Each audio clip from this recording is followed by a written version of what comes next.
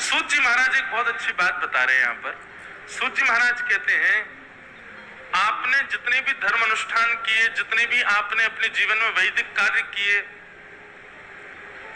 श्रावण के महीना में शंकर जी पर खूब जल अभिषेक किया, जगन्नाथपुरी जाकर के वैष्णव संतों को प्रसाद पवा दिया, आपने जितने भी सत्कर्म अपने जीवन में किए, उन सत्कर्मों से ठाकुर जी प्रसन्न हैं कि नहीं, ये आपको कैसे पता चले? उसका प्रमाण क्या है? हमारे द्वारा किए गए दान पुण्य अनुष्ठान एवं धामों की यात्रा, मंदिर निर्माण, गरीब कन्याओं का ब्याह, गरीब बालकों के लिए विद्यालय, संतों को भोजन प्रसादी, ब्राह्मणों को दान दक्षिणा, ये सब ठाकुर जी इससे प्रसन्न हैं कि नहीं, ठाकुर जी ने स्वीकार किया है कि नहीं, इसका प्रमाण क्या है? तब प्रमाण के रूप में श्री सूत जी महाराज कहते हैं, धर्मस्वनिष्ठितः पुंसाम विश्वक्सेन कथासूयः नोत्पादयेद अधिरतिम श्रम एव हि केवलम। सत्संग के प्रति रुचि होना, ठाकुर जी की लीला सुनने के प्रति रुचि होना, हमारे धर्म शास्त्रों की कथा सुनने के प्रति रुचि होना, ये इस बात का प्रमाण है कि हमारे द्वारा किए गए धर्म अनुष्ठान से ठाकुर जी प्रसन्न हैं। समझ में आई बात?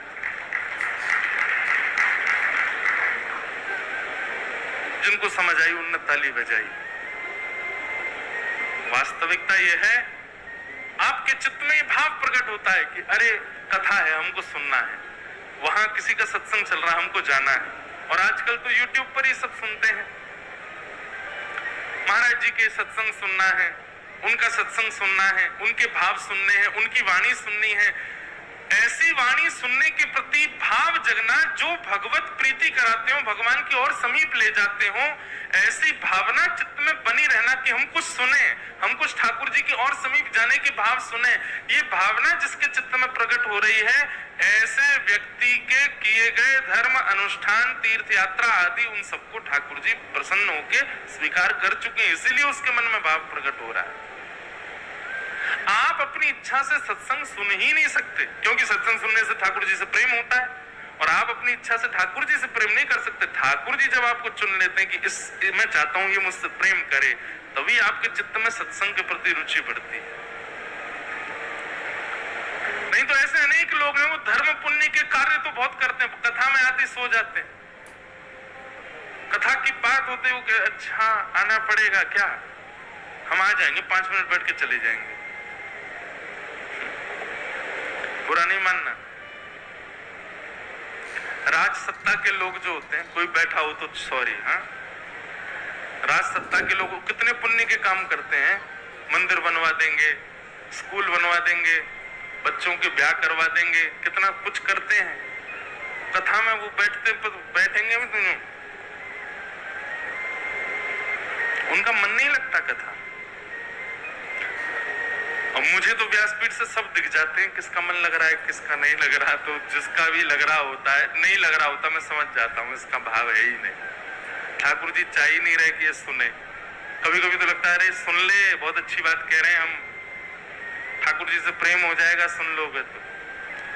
पर फिर भी नहीं सुनता तो मन में आ जाता है कि कोई नहीं, ठाकुर जी ही नहीं चाह रहे कि ये प्रेम करे, छोड़ो।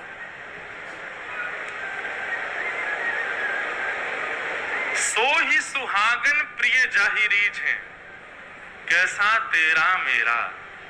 ठाकुर जी तेरे और मेरे नहीं है, ठाकुर जी आपके और हमारे नहीं है, ठाकुर जी उसके हैं जिससे ठाकुर जी प्रेम करते हैं, उसके हैं। आपके चाहने से आपके नहीं हो जाएंगे। श्री रैदास जी कहते हैं इस बात को मीराबाई से, ले मीरा है गिरधर तेरा। चरित्र आता है मीराबाई का। अपनी मां के साथ प्रवचन सुनने गई हैं मीराबाई, और जैसे ही मीराबाई ने रैदास जी को प्रवचन करते हुए देखा, छोटी सी बालिका है अभी मीराबाई, पहले तो सत्संग में जाने लेके नहीं आ रही थी उनकी माता जी, लेकिन जबरदस्ती गई मीराबाई। छोटी सी मीराबाई जाकर के बैठ गई अब प्रवचन तो क्या समझ में आता, पर मीराबाई के प्रसंग में आता, वो प्रवचन बड़े ध्यान से सुनती थी बाल्यकाल से। प्रवचन करते करते बगल में एक आसन पर ठाकुर जी को जब मीराबाई ने देखा, गिरधर स्वरूप ठाकुर जी का, और उस गिरधर स्वरूप को देख करके मीराबाई स्तब्ध हो गई। अपनी मैया से बोली, मैया ये कौन है? माँ बोली, चुपचाप कथा सुनने देना, अभी क्या? बोले नहीं, बताओ ना ये कौन है। माँ ने कहा, बोले ये व्यास जी के ठाकुर जी। बोले नहीं, व्यास जी के नहीं है, ये तो मेरे ठाकुर जी हैं।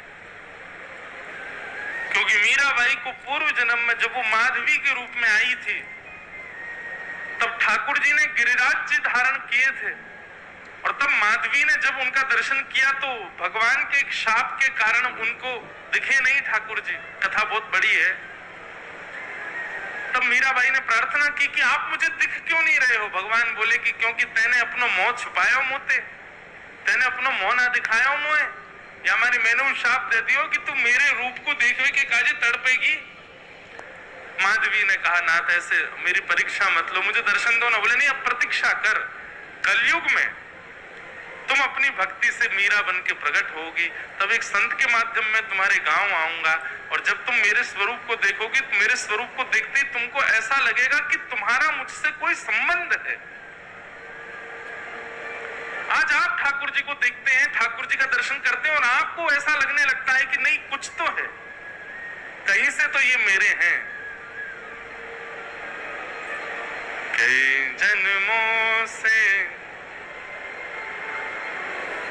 कई जन्मों से बुला रहे हो, कोई तो नाता जरूर होगा। नजरों से नजरें मिला न पाऊं, मेरी नजर का कसूर होगा। तुम ही तो मेरे माता पिता हो, तुम ही तो मेरे बंधु सखा हो, कितने रिश्ते तुम संग मेरे, कोई तो रिश्ता जरूर होगा। नजरों से नजरें मिला न पाऊं, मेरी नजर का कसूर होगा।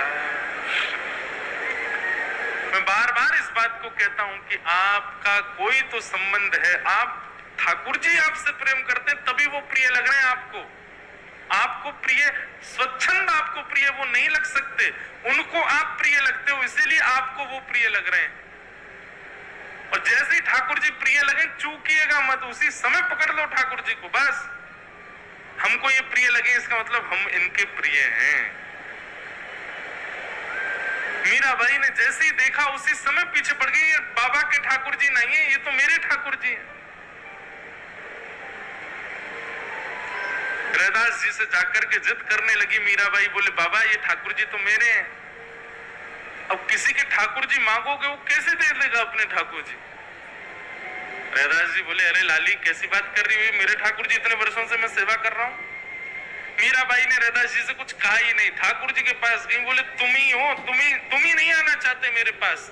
अरे कितनी और प्रतीक्षा कराओगे, पिछले जन्म से प्रतीक्षा कर रही हूँ। मीराबाई की माता जी सुन के आश्चर्य कर रही है, ये बोल क्या रही है, ये हो क्या गया इसको?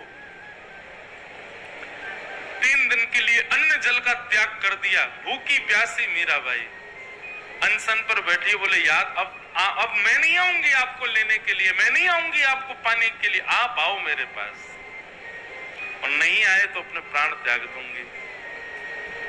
तब रात्रि में रैदास जी को एक दिन ठाकुर जी ने स्वप्न दिया, और स्वप्न में कहा बाबा अब आपकी सेवा पूर्ण है गई है, मैं तो आपके पास या मारे आयो ताकि एक दिन आप मुझको या मीरा को प्रदान कर दो, और आज वो शुभ घड़ी आई है, अब मुझे लेके चलो, मीराबाई को दे दो। रैदास जी खूब रोए, मेरी सेवा में कोई कमी रहेगी ठाकुर जी? नहीं, सेवा में कोई कमी नहीं है, पर ये तो मेरा स्वभाव है, मैं एक के पास आऊं दूसरे के पास जावे के लिए, दूसरे के पास जाऊं तीसरे के पास जावे के लिए। मेरा तो स्वभाव है, मैं तो प्रेम लेवे के काजे भक्तन के पास भ्रमण करता रहूं।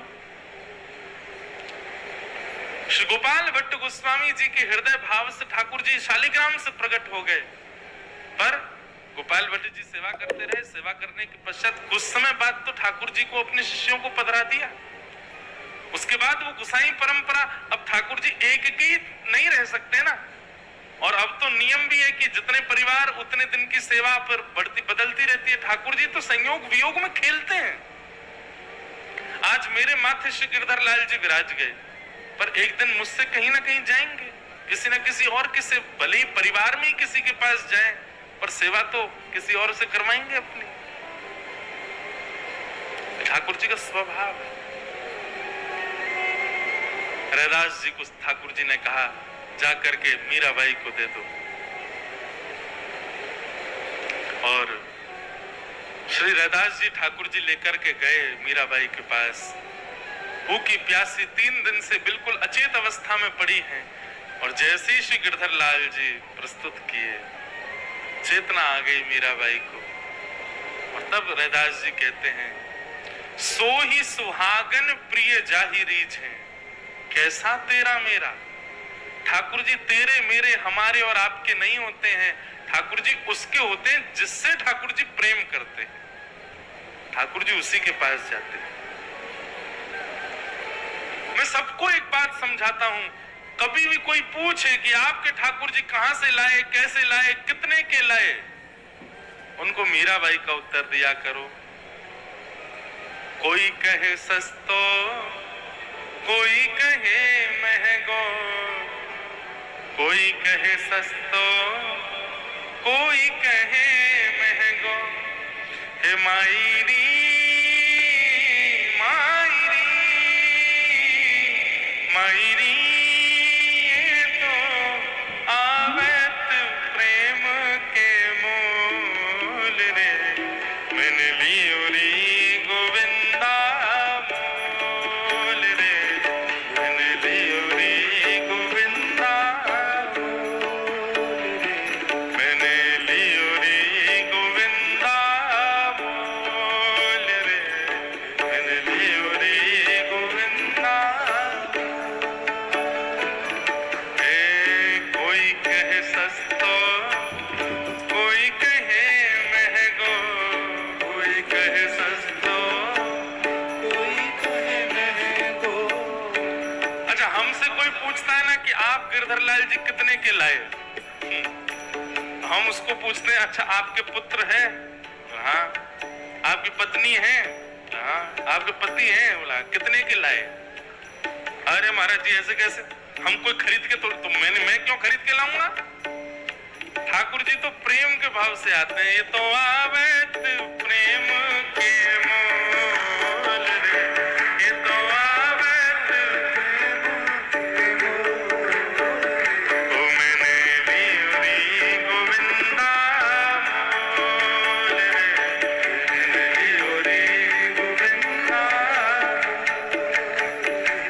मैंने लियो री गोविंदा मोल रे, लियो री गोविंदा। तो भाई, हमने जो कुछ भी अपने जीवन में किया, धर्म अनुष्ठान पुण्य सेवा आदि जो कुछ भी, सब ठाकुर जी ने स्वीकार की और उससे ठाकुर जी प्रसन्न हुए। इसका एक ही प्रमाण है कि सत्संग के प्रति रुचि बढ़ना। अगर आपकी सत्संग में रुचि नहीं है तो आप केवल पुण्य कमा रहे हो अपनी सेवा से, अपने भाव से। देखो, पुण्य और सेवा में अंतर होता है, पुण्य में और भक्ति में अंतर होता है। कई लोग मंदिर इसलिए जाते हैं उनको पुण्य चाहिए, कई लोग सेवा इसलिए करते हैं उनको पुण्य चाहिए, पर नैष्ठिक वैष्णव जो होगा वो पुण्य की कामना से कभी ठाकुर जी की सेवा नहीं करता। पुण्य का मतलब क्या होता है, जिसके बदले, जैसे धन होता है ना वैसे ही पुण्य होता है। धन भी कमाया जाता है, पुण्य भी कमाया जाता है। धन कमा करके विषय भोग जो होते हैं उनको भोगा जाता है, ऐसे पुण्य कमा करके यश वैभव ऐश्वर्य आदि इन सबको प्राप्त किया जाए। पुण्य से क्या मिलता है पता है? पुण्य आपने बहुत कमा लिया, तो पुण्य के बदले आपको क्या मिलेगा? बहुत नाम मिलेगा, बहुत यश मिलेगा, सब अच्छा अच्छा बोलेंगे, कीर्ति मिलेगी। और यदि पुण्य प्राप्त करके आप मृत्यु को प्राप्त होगे तो पुण्य के बदले स्वर्ग मिल जाएगा। लेकिन जैसे धन खर्च होता है, पुण्य भी खर्च होता है। आपने गंगा में एक डुबकी लगाई, तो डुबकी लगाते ही आपको पुण्य मिल गया। आप जैसे बाहर आए, हमने कि तुम बहुत अच्छे हो, अब मैंने आपकी बड़ाई करी, आपका पुण्य खत्म। आपकी प्रशंसा होते ही पुण्य खत्म हो जाता है, आपका यश होते ही पुण्य खत्म हो जाता है। तो कई लोग मंदिर पुण्य के लिए जाते हैं, पर नैष्ठिक वैष्णव जो होते हैं वो पुण्य की कामना से ठाकुर जी के पास नहीं जाते, वो ठाकुर जी से प्रेम करते हैं, इसलिए ठाकुर जी के पास जाते। संबंधों में भी तो ऐसा है कि आप किसी से संबंध इसलिए बना रहे हो क्योंकि उससे आपका कोई काम बन रहा है, तो ये उस व्यक्ति के समान है जो पुण्य के लिए भक्ति करता है। पर कोई व्यक्ति आपके गुण नहीं देखता, आपका रूप नहीं देखता, आपका स्वरूप नहीं देखता, बस आपसे प्रेम करता है, वो प्रेमी ज्यादा श्रेष्ठ है ना। ऐसे ही नैष्ठिक वैष्णव जो होता है वो पुण्य के लिए ठाकुर जी के पास नहीं जाता, बस सदा मुझसे ठाकुर जी राजी रहे, मैं इनकी सदा सेवा करूं, इसके बदले मुझे कुछ नहीं चाहिए।